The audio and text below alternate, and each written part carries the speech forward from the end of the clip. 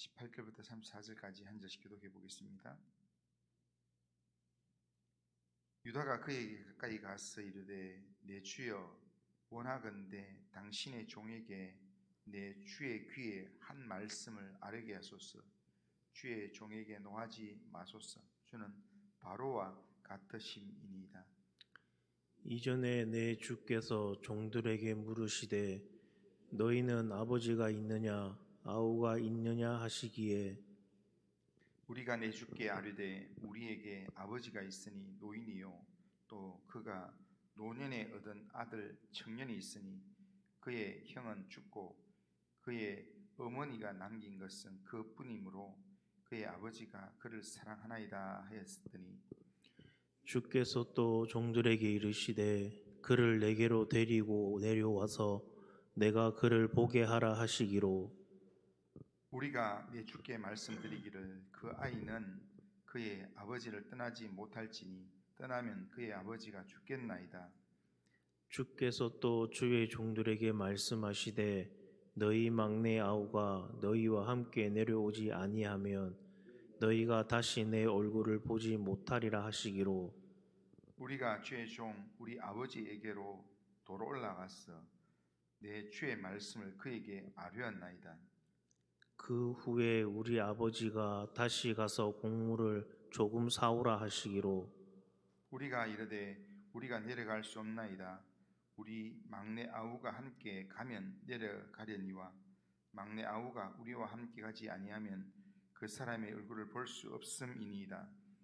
주의 종 우리 아버지가 우리에게 이르되 너희도 알거니와 내 아내가 내게 두 아들을 낳았으나 하나는 내게서 나갔으므로 내가 말하기를 틀림없이 찢겨 죽었다 하고 내가 지금까지 그를 보지 못하거늘 너희가 이 아이도 내게서 데려가려 하니 만일 죄가 그 몸에 미치면 나의 흰머리를 슬퍼하며 수월로 내려가게 하리라 하니 아버지의 생명과 아이의 생명이 서로 하나로 묶여 있거늘 이제 내가 주의 종 우리 아버지에게 돌아갈 때에 아이가 우리와 함께하지 아니하면 아버지가 아이의 없음을 보고 죽으리니 이같이 되면 종들이 주의 종 우리 아버지가 흰머리로 슬퍼하며 수월로 내려가게 함이니이다.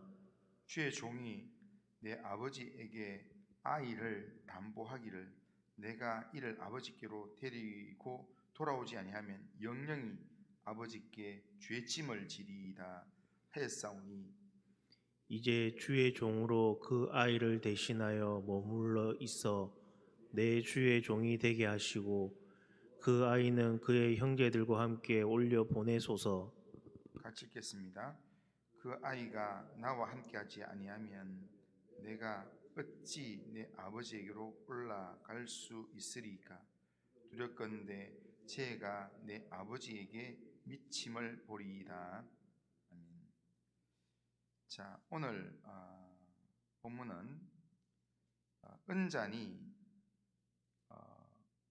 발견된 베냐민만 억류하려는 요셉에게 유다가 형제들을 대표해서 베냐민을 변호하는 내용이 오늘 본문의 내용입니다. 유다는 지금 모든 형제들을 대신해서 애굽의 총리인 요셉 앞에서 변론을 지금 자원합니다.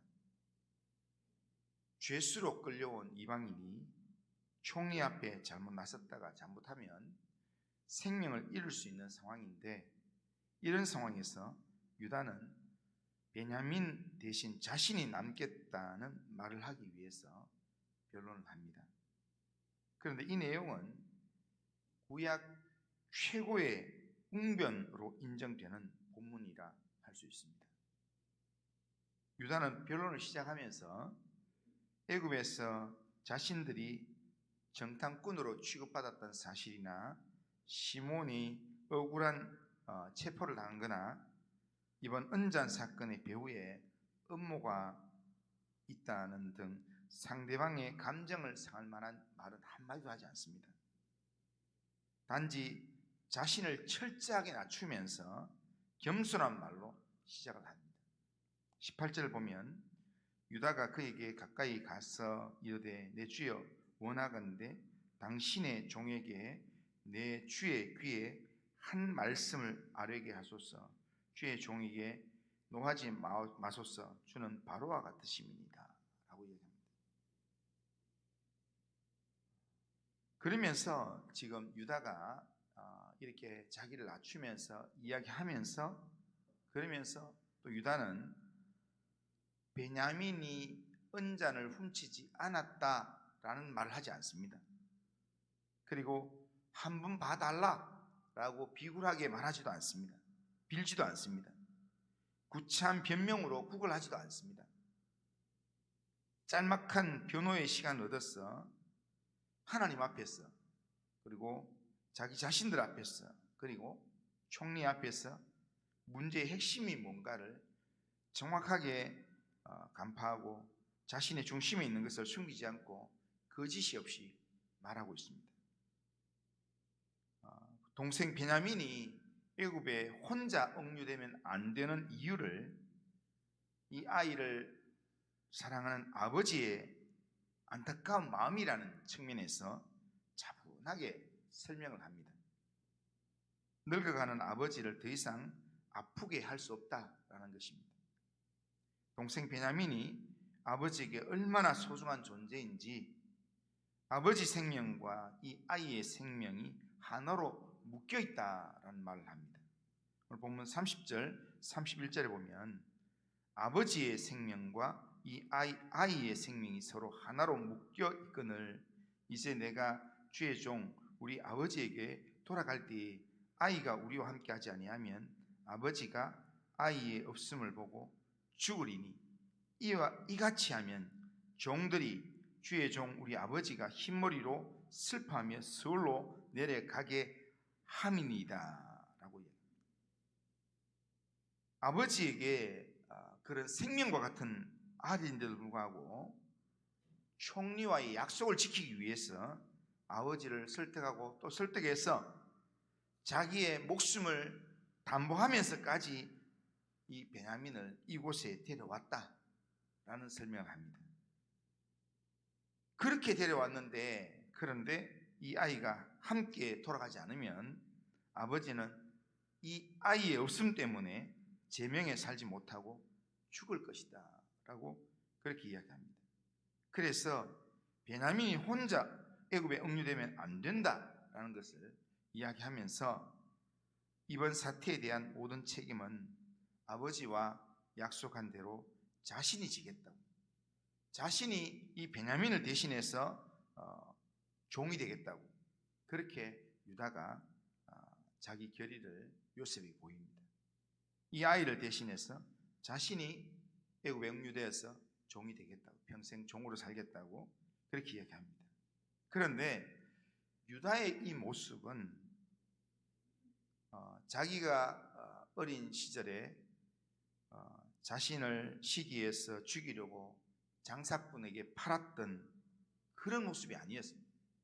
과거에 20년 전 형들의 모습이 아니었습니다. 가족 공동체를 너무나 소중히 여기는 변화된 그런 모습이었습니다. 어린 동생을 대신해서 자신이 죽겠다고 생명을 걸고 부탁하는 유다의 모습이 요셉의 마음을 감동하게 만들었고, 바로 내일 본문에 가보면 요셉이 그 모습을 보고 감동을 받아가지고 눈물이 북받쳐 오르면서 감당할 수 없었어.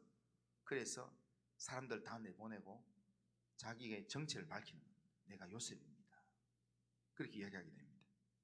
그러니까 유다의 이 말 때문에 결국에는 더 이상 숨기지 않아도 되겠다, 그러면서 자기의 정체를 밝히게 된다는 겁니다.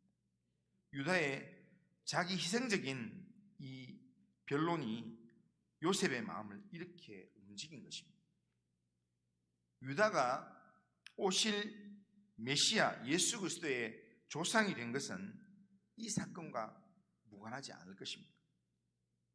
죄 지은 형제들과 요셉 사이에 불화를 싣고 화해의 제물이 되겠다고 했던 이 사건이 바로 예수님의 사건을 예표하는 내용이기 때문에 모두들 두려워서 떨고 있을 때 유다는 자신이 희생하여서 자신이 죽어서 베냐민을 살리겠다고 그렇게 나선 것입니다. 이것은 곧 죽었던 요셉의 마음을 살려내었습니다. 요셉이 20년 전 이 형들에게 버림받고 상처받았던 그 마음들, 그 속에 잠재워 있던 그 모든 내용들, 그 내용들을 다 이렇게 녹여내리는 그런 말이 되었습니다. 오랜 세월 동안 찢겨졌던 요셉의 마음을 다시 꼬매고 치료하는 그런 순간의 그런 말이었습니다. 깨어진 가족의 화평을 살려내는 순간이 되었을 것입니다. 유다의 이 짧은 변론 때문에 결국 모든 문제가 다 해결되어 버렸습니다. 오늘 우리의 삶에서 하나님이 유다와 같은 이런 역할을 우리로 하여금 감당하라고 이야기합니다. 예수를 믿는 사람은 보냄을 받은 세상에서 화평하게 하는 삶을 살게 하십니다. 화평하게 하는 사람이 하나님의 아들이라 일컬음을 받는다, 그렇게 이야기합니다. 그리고 성령의 인도함을 받는 그 사람이 하나님의 아들이다 라고 이야기합니다. 그렇기 때문에 오늘 우리가 성령의 붙들림 받고 인도함을 받아서 그러면서 오늘 내게 주신 이 삶의 자리에서 유다와 같이 내가 이 깨어져 있는 관계를 예수의 이름으로 내가 담당하리라, 내가 풀리라, 그런 믿음으로 나를 희생하고 정말 예수님을 본받아서 십자가에 못 박은 예수님의 마음을 품고 관계를 세우는 삶, 누군가를 살리는 삶, 그 삶을 우리가 살아갈 필요가 있다는 겁니다. 그 삶을 주님께서 우리에게 요청하신다는 겁니다. 내가 누군가를 위해서 희생을 결심하고 우리가 일어설 때 하나님은 그 희생을 놀라운 하나님의 일을 이루는 일에 사용하신다는 겁니다. 오늘 이 하루를 우리가 살아갈 때에 하나님께서 우리를 세상 가운데 두실 때는 하나님께서 우리를 통해서 하실 일들이 분명히 있습니다. 그냥 내 입에 좀 잘 먹고 좀 편하게 살고 좀 뭔가 영광을 누리고 그런 걸 하나님께서 우리에게 원하시는 게 아니라 우리가 하나님께서 내게 원하시는 그 삶을 위해서, 하나님께서 원하시는 그 삶을 위해서 오늘도 내가 한번 쓰임받는 삶, 하나님 나라 위해서 귀하게 쓰임받는 삶, 그런 삶을 우리가 살아갈 필요가 있습니다. 오늘 우리가 살아가는 이 땅에서 하나님의 백성다운 삶을 우리가 자연스럽게 살지 못한다면 우리에게 천국은 보장되지 않을 수도 있습니다. 어제 저녁에 총신대 저를 지도했던 교수님이 유튜브에 나와서 그렇게 새롭게 하소서에 나와서 이야기하는 대담을 들으면서 말씀하시는 내용 중에 그분이 그런 이야기 하더라고요. 이 땅에서 천국을 맛보지 않으면 죽음 이후의 천국은 영원하다. 그래서 이 땅에서 하나님의 나라를 맛보아야 된다. 오늘 우리의 주어진 삶의 자리에서 하나님이 주시는 기쁨, 하나님 주시는 위로, 하나님 주시는 능력을 우리의 삶 가운데서 체험하기 위해서는요, 내가 원하는 대로, 내가 살고 싶은 대로 내 몸살이면서 그렇게만 살아서는 안 됩니다. 오늘 내 주어진 삶의 자리에서 우리가 오늘 유다의 마음처럼, 우리의 구주로 오신 예수님의 마음처럼 우리가 오늘도 나를 낮추어서 누군가를 돌아보고 섬기는 삶을 살 수 있어야 합니다.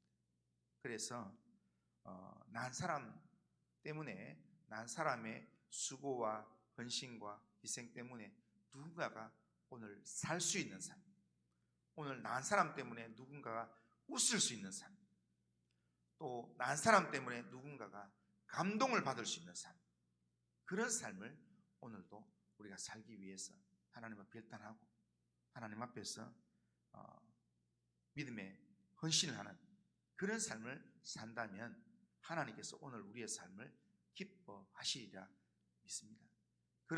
그런 삶을 오늘도 결단하고 하나님 앞에 기도하고 그렇게 또한 상황이 주어질 때 하나님 살아서 오늘도 나의 이 믿음의 삶을 통해서 누군가 또 다른 요셉이 감동을 받고 마음을 바꾸는 그런 영적인 변화가 있는 삶을 살아가는 우리 모든 성도님들 다 되시기를 주님의 이름으로 축원합니다.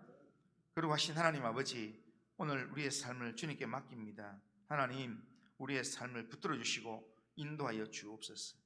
나 자신의 안위, 나 자신의 생명만 담보하는 게 아니라, 또한 아끼는 게 아니라 나를 통해서 누군가를 살리고 누군가를 세우고 누군가에게 감동을 주는 그런 삶을 살기 위해서 하나님의 말씀의 인도함을 받게 하시고 성령의 인도함을 받아서 하나님의 선하신 뜻을 하나님 이루어가는 하나님의 사람 되도록 인도하여 주옵소서.